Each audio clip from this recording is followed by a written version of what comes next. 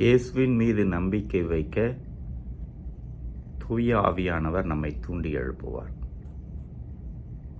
அவருடைய வழிநடத்துதலையும் குரலையும் கேட்கின்றவர்களுக்கு இந்த நம்பிக்கை அதிகமாகும்.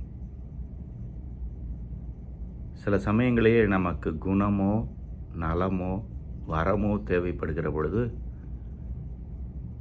ஆவியானவருடைய துணை நம்மை வழிநடத்தி இயேசுவிடம் கொண்டு வரக்கூடிய ஒரு அழைப்பு வந்து கொண்டுதான் இருக்கும்.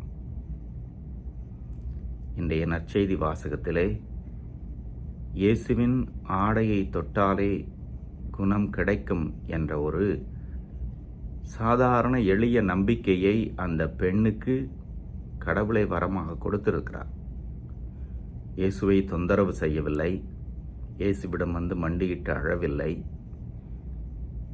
யாருக்கும் தெரியாமல் இயேசுவின் பின்னால் போய் ஒரு நம்பிக்கையோடு இயேசுவின் ஆடையை தொடுகிறாள்.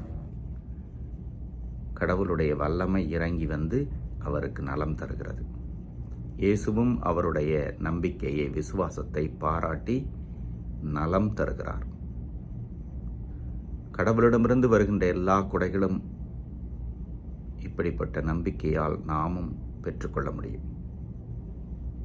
முதல் வாசகத்திலே யாவே இறைவன் இஸ்ராயேல் மக்களோடு மீண்டும் மீண்டும் செய்து கொண்ட உடன்படிக்கையிலே ஒரு உடன்படிக்கையை பற்றி வாசிக்கிறோம். ஆணுக்கும் பெண்ணுக்கும் இடையே உள்ள அந்த அன்புறவு உடன்படிக்கையை கடவுளுக்கும் இஸ்ராயேல் மக்களுக்கும் இடையே உள்ள உறவாக கடவுள் ஓசே இறைவாக்கினர் வாயிலாக தெரிவிப்பதையும் வாசிக்க கேட்டோம். நான் வருகிறேன், நான் அன்பு செய்கிறேன், நான் உன் கடவுள், என்னை விட்டு நீங்கள் போக வேண்டாம், நீங்கள் என் மக்கள். எனவே கடவுள் நமக்கு தருகிற கொடைகள் எல்லாம் இந்த உடன்படிக்கையினுடைய அடிப்படையிலே தான். எப்பொழுது நாம் படைக்கப்பட்டோமோ அப்பொழுதே இந்த கொடைகளை பெற்றுக்கொள்ள நாம் அழைக்கப்படுகிறோம். இதை உணர்கிறோமா என்பதை யோசித்து பார்ப்போம். இறைவன் என்றும் வாழ்த்து பெறுவாராக.